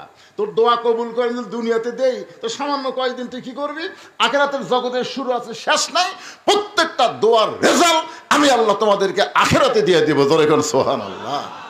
বুঝবার পারে না, মনে করে আল্লাহর বোধহয় দেওয়ার নাই, আল্লাহর দেওয়ার ক্ষমতা নাই। মায়ের কি 1 টাকা দেওয়ার ক্ষমতা নাই? কিন্তু দেয় না কেন? দিলে তো সর্দি কর্মী হবে। দুনিয়াতে আল্লাহ দিলে দোয়া কবুলের রেজাল্ট যদি সাংসার দেয়, 4 তলা 5 তলা 10 তলা 20 তলা বানাবি, তাহলে উপর দিকে যাবি, নিচে নামার কথা আর খেয়ালই থাকবি না। জোরে কোন কথা ঠিক কিনা? যেরকম হাসিনা নিচে নামার কথা হাসিনার খেয়ালই নাই। কালি কয় 41 সাল 42 সাল কেড়ে পাগলা, খালি উপর থেকে যাস কে, নিচের দিকে নামবো না। এই জন্য বুঝলেন, আল্লাহ সব দোয়া, আপনি যখনই দোয়া করবেন বিশ্বাস করতে হবে আল্লাহ আপনার দোয়া কবুল করেছে, রেজাল্ট দিবে আখিরাতে। ঠিক কিনা বলেন? হ্যাঁ। কিন্তু ফাতেমা 2টা হাত আল্লাহর নবীর দিকে বাড়ায় দিস, কিছু পাওয়ার জন্যে না। 2টা হাত এভাবে যখন তুলে ধরেছে, নবী বাতির আলোতে দেখতে পায় 2টা হাতের তালু আছে কিন্তু চামড়া নাই। 2টা হাতের তালু আছে কিন্তু চামড়া নাই। ওই জাঁতা ঘুরাইতে ঘুরাইতে, গম আর জবের আটা করতে করতে, জাঁতা ঘুরাইতে ঘুরাইতে, 2টা হাত ধরে ঘুরাতে ঘুরাইতে হাতের ফসকা পড়ে গেছে। আবার যখন ফসকা অবস্থায় যখন জাঁতা ঘুরাই, ওইটা হাতের চামড়া উঠে গিয়ে 2টা হাত গোস্তের মতন দেখা যায়। 2টা হাত গোস্তের মতন দেখা যায়। ফাতেমা বলে, বাবা আমার হাতের যে অবস্থা, বাবা যদি আমার মা থাকতো আমি মাকে দেখাবার পারতাম, কিন্তু মা দুনিয়াতে নাই। এখন আপনি আমার মা, আপনি আমার বাবা। আমার স্বামী ঘুমায় আছে, আমার শয়তান সন্তান 2টা ঘুমায় আছে। আমার সন্তান এবং স্বামী ঘুম থেকে যখন চেতন পাবে, ওরা খাবার চাবে, আমি খাবার দিবার পারবো না, কারণ এ হাত দিয়ে জাঁতা কেমনে ঘুরাবো। বাবা মেহেরবানি করে 2টা দিনের একটু খাবার আমাকে দেন। আমার হাসান হোসাইন তার বাবা যেন বুঝবার না পারে, আমি তাদের বুঝতে দিব না। কারণ বাবার কাছে কষ্টের কথা বলা যায়, কিন্তু স্বামীর কাছে সন্তানের কাছে কেমনে বলবো। বাবা মেহেরবানি করে একটু খাবার ব্যবস্থা করেন। সঙ্গে সঙ্গে নবী ঘরের কোনায় গিয়া বলে, আল্লাহ দুনিয়ার কত ধনী ধনী যুবক আমার ফাতেমাকে বিয়ে করতে চাইছিল, কিন্তু আপনি সেই চাওয়াকে প্রাধান্য না দিয়ে গরিব আলীর সঙ্গে ঘটকালি করলেন। এখন আমার মেয়ের কষ্ট আমি বাবা হিসেবে দেখতে আমার বড় কষ্ট লাগে, আমার অন্তরে কলিজায় আঘাত লাগে। এই কথা নবী যখন আল্লাহকে বলতেছে, সঙ্গে সঙ্গে মাথায় ঘোমটা দিয়ে ফাতেমা ঘর থেকে বাইরে যায়। রাসূল বলে, ফাতেমা আমি তো তোর বিরুদ্ধে কিছুই বলিনি মা, তুই কেন ঘর থেকে বাইরে যাস? ফাতেমা বলে, বাবা আমি 2টা দিনের সাহায্য চাইছিলাম, তাই বলে আমার স্বামীর বিরুদ্ধে আপনি আল্লাহকে বলবেন? আমার কলিজার টুকরা স্বামীর বিরুদ্ধে আপনি আল্লাহকে বলবেন আমি ঘরের মধ্যে থাকবো? এমন বিবি আমি না। আপনি বলেছেন আল্লাহর পরে কাউকে যদি সেজদা দেওয়ার হুকুম থাকতো, তাহলে প্রত্যেকটা বিবিকে বলতাম স্বামীর পায়ে সেজদা করো। আমি সেদিন থেকে বিশ্বাস করেছি আমার আল্লাহর পরেই আমার হাসান হোসেনের বাপ আমার কাছে সব চাইতে দামি। আলী কান্দার বলে, ফাতেমা রে, দুনিয়ার জীবনে করেছিলাম বলে কিছুই দিবার পারলাম না, আজকে মরণের রাতে তুমি কি চাইবা ফাতেমা? ফাতেমা বলে, স্বামী গো, আমার 1 নম্বর চাওয়া হলো রাতের অন্ধকারই আমাকে দাফন করবেন, রাতের অন্ধকারই আমাকে দাফন করবেন। আমি পর্দার মধ্যে মৃত্যুবরণ করব, আর দিনের আলোতে আমাকে দাফন করলে দুনিয়ার মানুষ আমার কবরের খবর জানতে পারবে। এই জন্য রাতের অন্ধকারই আমাকে দাফন করবেন। আমার 2 নম্বর চাওয়া হলো, আমার কোনো জানাজার ব্যবস্থা আপনি করবেন না, আমার জানাজার ব্যবস্থা করবেন না।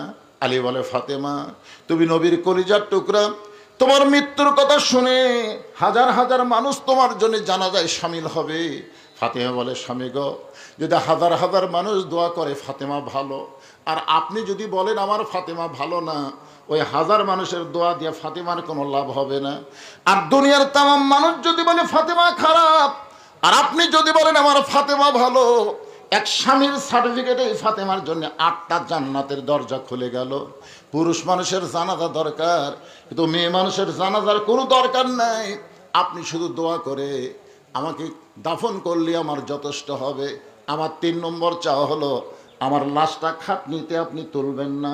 কারণ আমি ফাতেমা হিসাব করে দেখলাম, একজন মহিলা মারা গেলে তার লাশের খাটনি সবাই কান্দে নিবার পারবে না। একটা মেয়ে মানুষ মারা গেলে কোনো পুরুষ মানুষ কান্দে নিবার আগে চিন্তা করা লাগবে সেই মেয়েটার লাশ কান্দে নেওয়ার যোগ্য কিনা।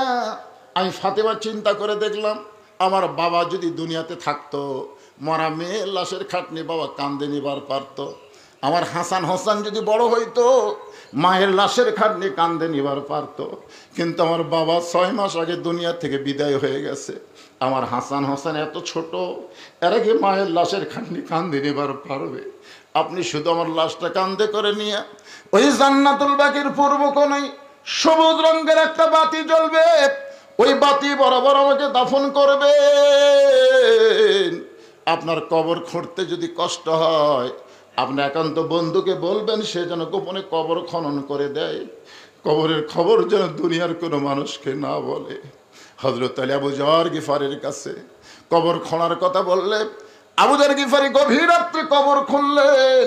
কবর খোঁড়ার সময় কি যেন কয়েকটা কথা বলার কারণে কবরের ভিতর থেকে আওয়াজ আসতেছে, আবু যর, কার মা কার মেয়ে কার বিবি এইটা কবর দেখবে না।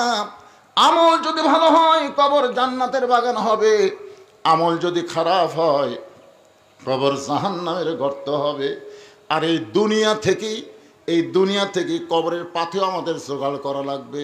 ছোটবেলায় একটা গজল শুনেছিলাম, কিন্তু যেদিন ডাক পড়িবে কবর মাঝে যাইতে, জোগাড় কিছু করছো বন্ধু তার মাঝে বিছাইতে। ডানে কবর বামে কবর নিচে কবর আছে যে, ওপর দিকে চাইয়া দেখো বাঁশের ছাউনি দিছে কে। হযরত আলী গভীর রাত্রে ফাতেমাকে দাফন করে আল্লাহর কাছে বলতেছে, আল্লাহ তোমার পর্দানিশী ফাতেমা দুনিয়া থেকে বিদায় নেওয়ার পরে আমি গভীর রাত্রে তাকে দাফন করে তোমার কাছে বলি, আল্লাহ এই ফাতেমাকে তুমি কবুল করে নাও, ফাতেমাকে কবুল করে নাও, কবুল করে নাও। 3 বার বলার পর হযরত আলী তাকায় দেখে সামনে কয়েকটা পুরাতন কবর দেখা যায়। এই মাত্র ফাতেমাকে কবর দিয়েছে, সেই নতুন কবর আর নাই। আলী কান্দের বলে, এখনই নিজের হাতে কবর দিলাম, সেই নতুন কবর কোন জায়গায়? পুরাতন কবরের ভিতরে নতুন কবর নাই। গোটা জান্নাতুল বাকি দৌড়ায় বলে ফাতেমার কবর, এখনই নিজের হাতে কবর দিলাম, সেই নতুন কবর কোথায় রে? ফাতেমার কবর। কে যেন গায়েব থেকে বলে, আলী ফাতেমা পর্দানিশী, আমি আল্লাহ জোহরা ডিগ্রি দিয়া ফাতেমার কবরটাকে কিয়ামত পর্যন্ত পর্দা করে দিয়েছি। আমার মায়েরা যারা পর্দার অন্তরালে মা, এখন একটু বাবাদের জন্য আলোচনা। ওয়াসিকাল্লাযীনা তাকাউ রাব্বাহুম ইলাল জান্নাতি যুমারা। রোজাদারকে যারা আজকে এখানে রোজা আছেন, সবাই তো আছেন ইনশাল্লাহ, সবাই নাই? এ ভাই ওঠা বসা করেন কেন? আমার অবস্থাও তো দেখতেছেন, আমি তো ওয়াজ শেষই করে দেবো, আর বেশি টাইম তো করা যাবে না। নূরে জাহান জামে মসজিদের কাজের জন্য, আচ্ছা ঠিক আছে, রমজান মাস, অন্য মাসে 1 টাকা দিলে এই মাসে যদি 1 টাকা দেয় আল্লাহ 70 টাকার সওয়াব দেয়। এই মাসে একটা নফল ইবাদত করলে অন্য মাসের ফরজের সমান সওয়াব আল্লাহ দেয়। সুবহানাল্লাহ কোন? তাহলে রমজান মাসে মসজিদের জন্য আপনাদের কাছে একটু রুমাল যাবে, আপনার 2, 4, 10, 50, 100 টাকা দিবার পারবেন না? কি ভাই, পারবেন না? অবশ্যই পারবে। আমরা রমজান মাসে বেশি বেশি দান করব। রমজান মাস, হ্যাঁ, এই জন্য আপনাদের কাছে মাহফিল কমিটির লোকজন আছে, ছেলেপেলে আছে। আচ্ছা, ভিতরে যাক, সবাই একটু পকেটটা বার করেন, শয়তান যেন ধোকা দিবার না পারে। যে যা পারবেন আল্লাহর ঘরের জন্য, আল্লাহর ঘর পৃথিবীর শ্রেষ্ঠ জায়গা আল্লাহর ঘর, সে আল্লাহর ঘরের জন্যে আপনাদের কাছে ছেলেরা যাবে, প্রাণ খুলে দান করবেন। কেউ যদি মনে করে হুজুর আমি রুমাল গামছায় দিব না, আপনার হাতে 500, 1000, 2000 টাকা দিব, তাহলে আমিও দুটো হাত বাড়ালাম 5 মিনিট, তারপর আবার রোজাদারের ফজিলতের উপরে আমার গুরুত্বপূর্ণ কিছু কথা বলে কোরআন আয়াত তেলাওয়াত করছি, এর উপরে তাফসীর করে আমি আপনাদেরকে এখানে আখের মোনাজাত করব। ভাইজান আসেন, কোন আল্লাহর বান্দা যদি মনে করেন হুজুর রমজান মাসে আমি 500 টাকা দিলাম, 1000 টাকা দিলাম, তাহলে ব্যাগের মধ্যে না দিয়ে আমার হাতে দেন।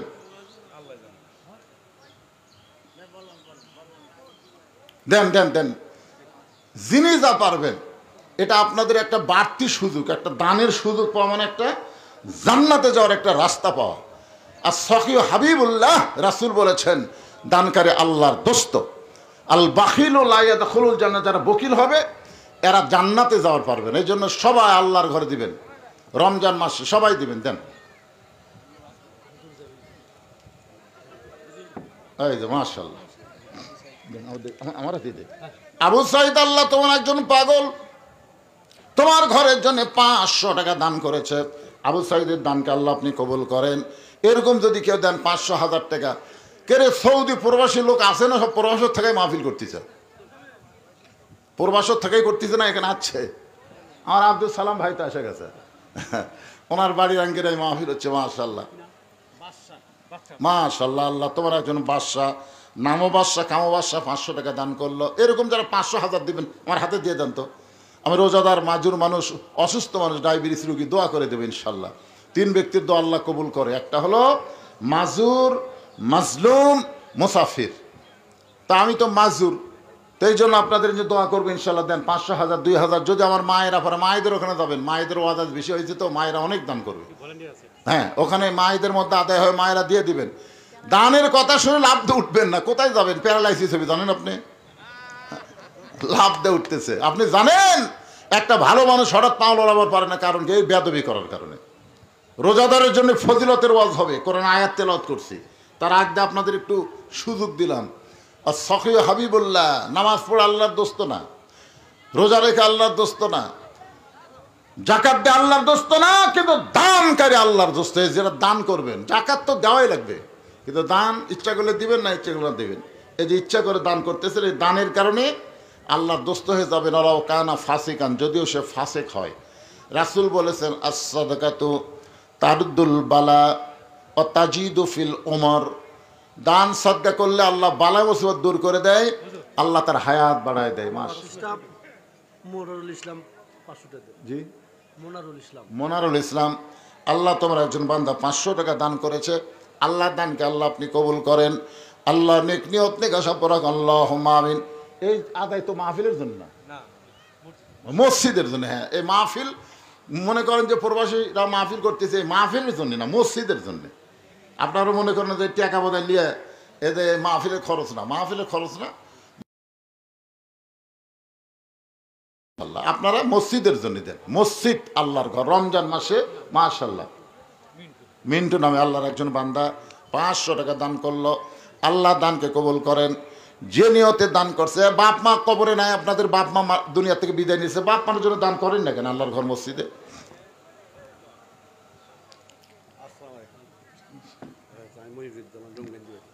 কোথায় বাড়ি? ডমকান্দি, মনিরুজ্জামান, মাশাআল্লাহ 500-র উপরে এবারে 1000 টাকা দান করেছে। আল্লাহ দানকে কবুল করেন। আল্লাহ নেক নিয়ত নেক আশা পরাক, আল্লাহুম্মা আমিন। কিন্তু যেদিন ডাক পড়িবে কবর মাঝে যাইতে, জোগাড় কিছু করছো বন্ধু তার মাঝে বিছাইতে, ডানে কবর বামে কবর। কে রে, এক গামছালে নামছে নাকি রে?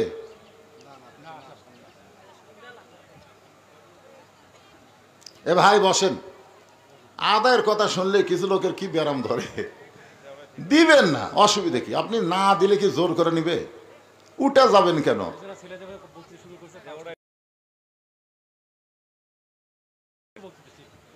বক্তৃতা তো শেষের দিকে যাচ্ছে।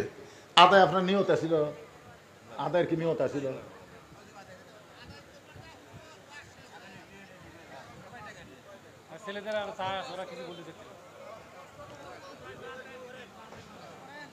আরে বাবা, যারা যাচ্ছে চলে যাক, তারপর তো কিছু লোক থাকবি না, তো অত টেনশন কি? রোজাদারের ফজিলতের আয়াত তেলাওয়াত করছি, তাকওয়া মুত্তাকি লাআল্লাকুম তাত্তাকুন, এর উপরেই ওয়াসিকাল্লাযিনা তাকাউ রাব্বাহুম ইলাল জান্নাতি যুমার, এই আয়াতের উপরে তাফসীর করে মোনাজাত হবে ইনশাআল্লাহ। যারা যাচ্ছে চলে যাক, অসুবিধা নেই। চিটা পাতান আর ধান একই, বুঝলেন না? সবসময় মনে করে ধান চিটা পাতার মনে হয় একই, কিন্তু বাতাস দিলে থাকে, কে যায় কে থাকে বোঝা লাগবে তো। কি হয়েছে আপনি দিয়েন না, টাকা দিয়েন না, ওয়াজ শোনেন, যাওয়া লাগবে কেন, একটা সুযোগ পাচ্ছে। মাশাআল্লাহ 100 টাকা দান করছে, আল্লাহ কবুল করেন।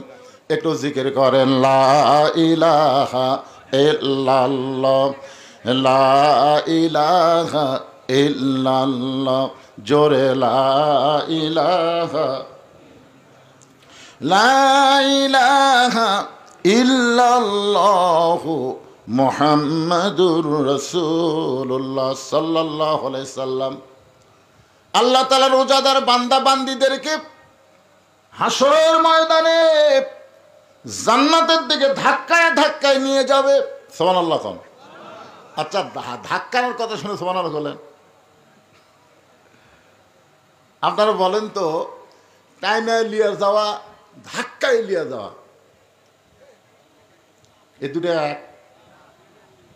মনে করেন জামাই শ্বশুরের বাড়ি যায় না, শ্বশুরের বাড়ির পাশে একটা বাজারে জামাই আছে, এখন শ্বশুর যা হাত ধরছে, যাওয়াই লাগবে। তোমার শাশুড়ি কোন দিন থেকে আশা করে আছে জামাইকে একসঙ্গে ভালো খাওয়াবে, আর তুমি যাও না, যাওয়াই লাগবে। এই বলে জামাইয়ের হাত ধরে শ্বশুর টানে নিয়ে যাচ্ছে।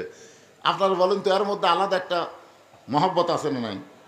আর চোর ধরা পড়ছে, ধরা পড়ে না, হঠাৎ ধরা পড়ছে, ওই কি থানার যাওয়ার চাচ্ছে, আর ধাক্কা ধাক্কা নিয়ে যাচ্ছে, দুইটা কি সমান?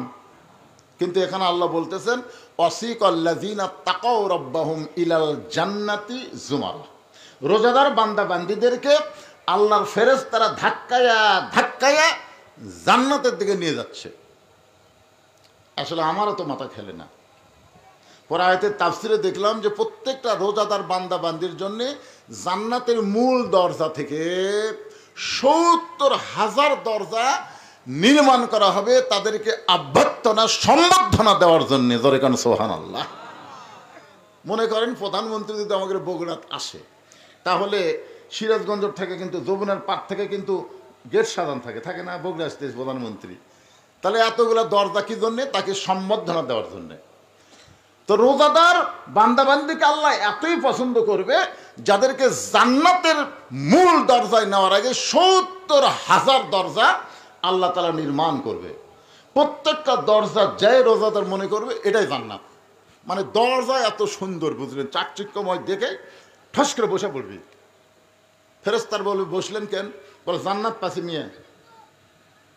তখন ফেরেশতাকে, আল্লাহ জান্নাত তো বহু দূরে, এরকম ৭০টা দরজা পাড়ি দেওয়ালা, তারপরে জান্নাত যে হারে বসা শুরু করলো, তো প্রত্যেকটা দরজা জুড়ে এরকম বসবার চাই, তাহলে আমাকে তো কামই সারা।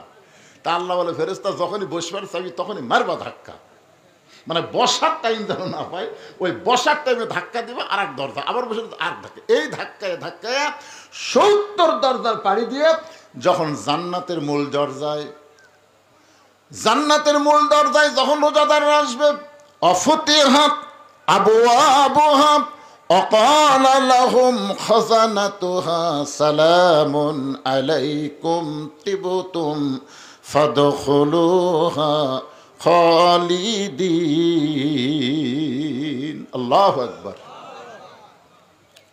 একটা না অফতিহাত আবওয়াবুহা মানে জান্নাতের সব দরজা, 8টা দরজা আল্লাহ খুলে দিয়ে বলবে, সালামুন আলাইকুম তিবতুম ফাদখুলুহা খালিদিন।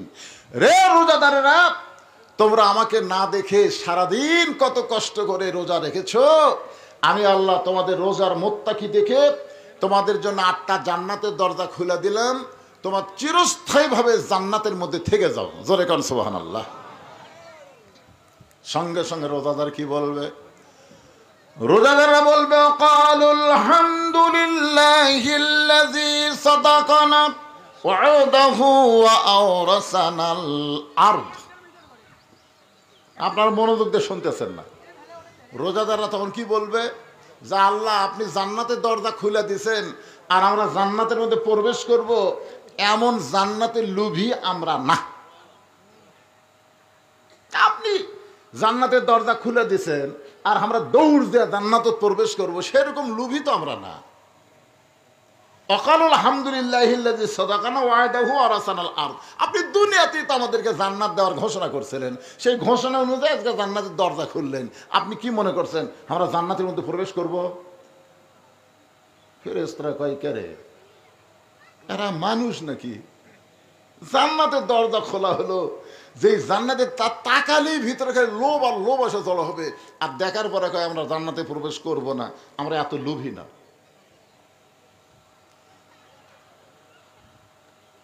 সঙ্গে সঙ্গে আল্লাহ বলবে রোজাদার তাহলে তোমরা কি চাও? রোজাদার বলবে এই 10টা, এই 8টা দরজার কথা তো আপনি বলেন নাই। আপনি বলেছেন রাইহান নামক একটা দরজা দিয়ে রোজাদারকে আপনি জান্নাতে নেবেন, আর জান্নাতে নেওয়ার সময় আপনি বলেছেন আস-সাওমুলি, রোজা আমার জন্যে, ওয়ানা উজজা বিহি, আর আমি আল্লাহ নিজেই রোজাদারের জন্য পুরস্কার। জোরে কান সুবহানাল্লাহ। আস-সাওমুলি ওয়ানা উজজা বিহি, রোজা আমি আল্লাহর জন্যে। অন্য জায়গায় বলেছে ওয়ানা আজিজি বিহি, রোজাদারকে আল্লাহ তাআলা নিজের হাতে পুরস্কার দিবে। নামাজের পুরস্কার আল্লাহ ফেরেশতার মাধ্যমে দিবে, যাকাতের পুরস্কার আল্লাহ বান্দাকে ফেরেশতার মাধ্যমে দিবে, হজের পুরস্কার আল্লাহ ফেরেশতার মাধ্যমে দিবে, আর রোজার পুরস্কার আল্লাহ নিজে হাতে রোজাদারকে দিবে। জোরে কর সুবহানাল্লাহ। এই নিজের হাতে পুরস্কার হলো রায়হান নামক দরজা, আর পুরস্কার হচ্ছে ওয়ানা উজজাবি, স্বয়ং আল্লাহ। রোজাদার বলবে যে আপনাকে না দেখে আমরা রোজা রাখছি। আপনি বলেছেন যখন কোনো রোজাদার বান্দা ইফতারে নিয়ে বসে, আপনার একটু ইফতারের 2-4 মিনিট আগে বসবেন। আমার কথা কি বুঝলেন? ইফতারের 2-4 মিনিট আগে একটু বসবেন। অনেকে খালি ঘড়ি দেখে, না এখন যাব না, এই সময় হোক। বউ মেয়েরা ইফতার রেডি করে রাখছে, ওই খালি ঘড়ি দেখতেছে আর মোবাইল দেখতেছে, ফেসবুক দেখতেছে, মা গান টান শুনতেছে, এখনো সময় হয়নি, 3 মিনিট পরে যাচ্ছি। না, এটা করবেন না। আপনারা ইফতার সামনে নিয়ে বসবেন, ইফতার সামনে নিয়ে বসবেন, আর খালি বারবার ঘড়ি দেখবেন। বারবার ঘড়ি মসজিদে দেখা চলবি না, কিন্তু ইফতারের সময় বারবার ঘড়ি দেখলেই সব। সুবহানাল্লাহ। বারবার ঘড়ি দেখবেন, মানে সময় যেটা থাকে ক্যালেন্ডার দেখবেন। আপনি পানি নেবেন, খুরমা খেজুর হাতত নেবেন, আবার রাখবেন, আবার পানি নেবেন, আবার রাখবেন। একবার ইফতার নিয়ে এসে সাজাবেন, সব সুন্দর করে নিজের প্লেটে সাজাবেন, আর ওখানে প্লেট সাজা দেবেন। এরা বারবার লাড়াছাড়া করবেন, ধন্দা মেরে যান, বসে থাকেন না। আমার কথা কি বুঝলেন? লাড়াছাড়া করবেন। ফেরেশতা বলবে আল্লাহ তোমার বান্দারা এই যে কলিজা ভরা তৃষ্ণা নিয়ে শরবতের গিলাস মুখের সামনে, পেটের মধ্যে ক্ষুধার আগুন দাউ দাউ করে জ্বলতেছে, প্লেট ভরা খাবার সামনে, লাড়ে ছাড়ে খায় না। আল্লাহ বলে রোজা ফেরেশতা ওরা কোনোদিন আমাকে দেখেনি রে, ওরা কোনোদিন আমাকে দেখেনি, শুধু আমার হুকুম পালন করার জন্যে এত তৃষ্ণা এত ক্ষুধা নিয়ে মুখের সামনে খাওয়ার পরেও যারা খায় না, এদেরকে আমি আল্লাহ 2টা পুরস্কার, একটা হলো ইফতার আর একটা হলো লিকাই রব্বি, আমি আল্লাহর সঙ্গে দিদার। জোরে কান সুবহানাল্লাহ। আপনারা বলেন তো, রোজাদার ইফতার করে আমাদের বাংলাদেশে কিছুদিন পর থেকে, এটা মানে 15 রোজার পর থেকে শুরু হবে আওয়ামী লীগের ইফতার পার্টি, বিএনপির ইফতারের পার্টি, জাতীয় পার্টির ইফতার পার্টি, জামাতের ইফতার মাহফিল। জামাতের কিন্তু ইফতার পার্টি করে না, ইফতার মাহফিল। আমাদের অনেক রোজাদার ভাইয়ের ইফতার মাহফিল করবি, আর কতগুলো পার্টি। তা আমরা বক্তা মানুষ তো সবগুলোতে হগলে যাওয়া লাগে। এক পার্টিতে গেছি, পার্টিতে যাওয়ার পরে বলতেছে হুজুর, এক ছেলে বলতেছে ভালো করে দোয়া করবেন, হাজার হাজার টাকা খরচ করছে, হাজার হাজার টাকা খরচ করছে হুজুর, এত আইটেমের ইফতার পার্টি, ভালো করে দোয়া করবেন। আমি চিন্তা করলাম দোয়া যদি চাইতে হবে চাওয়া দরকার, হুজুর এত কষ্ট করে রোজা রাখলাম, দোয়া করবেন আল্লাহ যেন রোজা কবুল করে, এটা কিন্তু ঠিক আছে। কিন্তু যখন বলতে হাজার হাজার টাকা খরচ করছি হুজুর, ভালো করে দোয়া করবেন, এই রোজার কথা বাদ দেয় খরচের কথা কয়, তখন তোমার সন্দেহ হলো। আমি বললাম ভাই তুমি আমার কাছে আসতো, যে কাছে আছে আমি কানে কানে বললাম তুমি মনে হয় রোজা নাই। হুজুর আমি রোজা নাই, এটা কেমনি বুঝলেন? আমি বললাম তোমার সোপা দেখলে বোঝা যায়, তোমার সোপার যে সাইজ, একটা রোজাদারের চেহারা ইফতারের সময় আলাদা একটা নূর, আলাদা একটা সৌন্দর্য তার চেহারার মধ্যে থাকে। জোরে কোন কথা ঠিক কি না? আর তুমি কোরাক কেলে বললে হাজার হাজার টাকা খরচ করছি, টাকা খরচের দোয়া না রোজা রাখলে কষ্ট করে তার জন্য দোয়া, আল্লাহ যেন রোজা কবুল করে। তো কয় হুজুর আমরা তো রোজা রাখি না, তো ইফতার পার্টি করি, হুজুর রোজা রাখি না। আল্লাহর সাথে ঠাট্টাগিরি করো, এলা মস্কার আল্লাহ পছন্দ করে না। জোরে কোন ঠিক কি না? আমিও দোয়া করলাম। আমি হাসিনা সরকার যখন ছিল ইফতার পার্টি যাইতাম, আগে দেখতাম কে ডাকতেছে, আমার কে ডাকলো, দোয়া তো করাই লাগবে। আমি সব জায়গায় বাংলা দোয়া করিনি। আচ্ছা বেরোজাদার দোয়া চাচ্ছে, আমি কি ওটি বাংলা দোয়া করে ধরা খাবো? আমি আরবিতে যত গড় দোয়া আছে আমি গড় দোয়া করতেছি, ওরা না বুঝা খালি আমিন আমিন করতেছে। আমি মনে মনে কইলাম আলেমদের বিরুদ্ধে লাগিস না রে, আলেম যখন বাংলাত পারবি না তখন আরবিত মার দিবি। তোর এখন কথা ঠিক কিনা?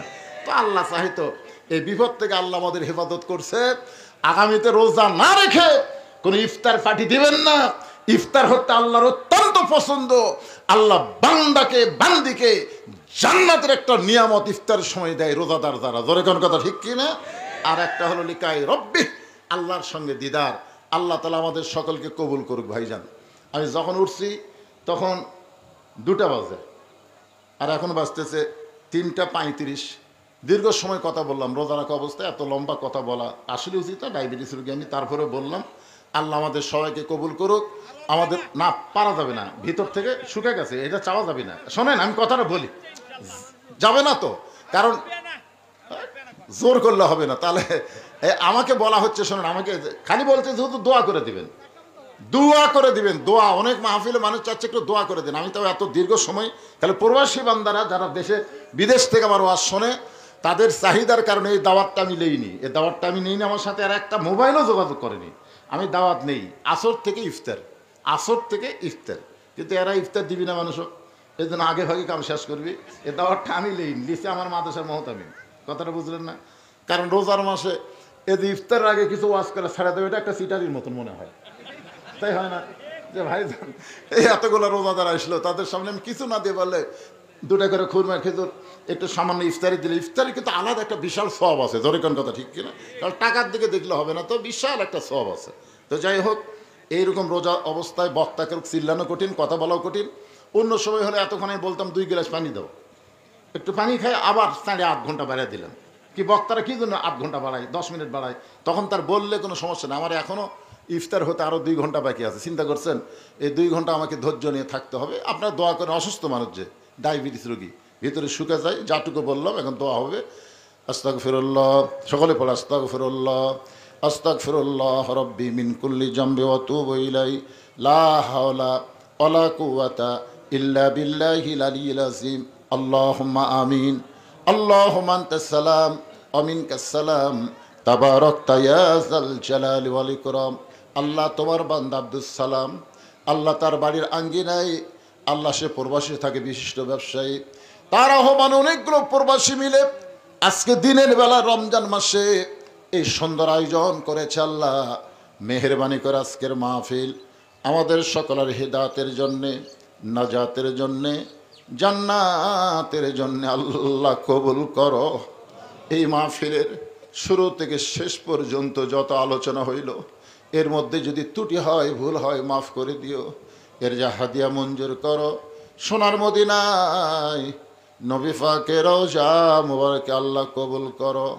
তামাম আম্বিয়াই কেরাম, আসহাবে কেরাম, তাবিনী কেরাম, তাবিনী কেরাম, তামাম পৃথিবীর মাটির নিচে যত মুমিন মুমিনার শুয়ে আছে আল্লাহ সকলের ওয়াফরে হাদিয়া কবুল করো।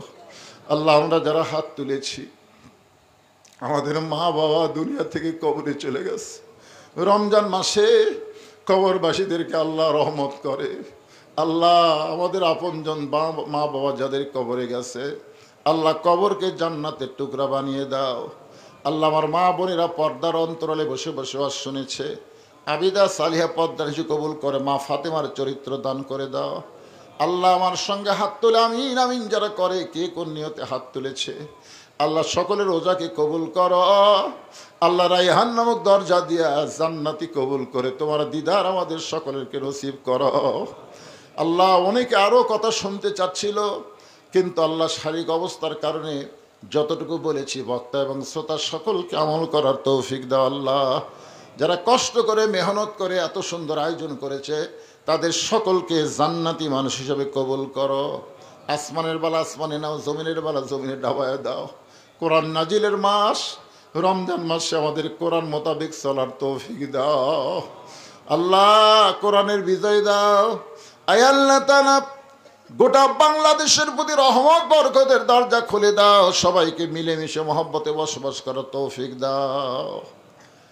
সবাই নিজের দিকে একবার তাকান, দেখেন খেয়াল করে কত মানুষের জানাজার নামাজ আমরা পড়েছি। এই 2 হাত দেখ কত কবরে আমরা মাটি দিয়েছি। যেদিন আমাদের মৃত্যু হবে দিনটা যেন জুমার দিন হয়। যে মাসে মৃত্যু হবে মাসটা যেন রমজান মাস হয়। ইমানের সাথে রোজা থাকা অবস্থায় দুনিয়া থেকে বিদায় নেওয়ার সময় আমাদের সকলের জবানে তুমি জারি করে দিও লা ইলাহা ইল্লাল্লাহু মুহাম্মাদুর রাসূলুল্লাহ সাল্লাল্লাহু আলাইহি সাল্লাম।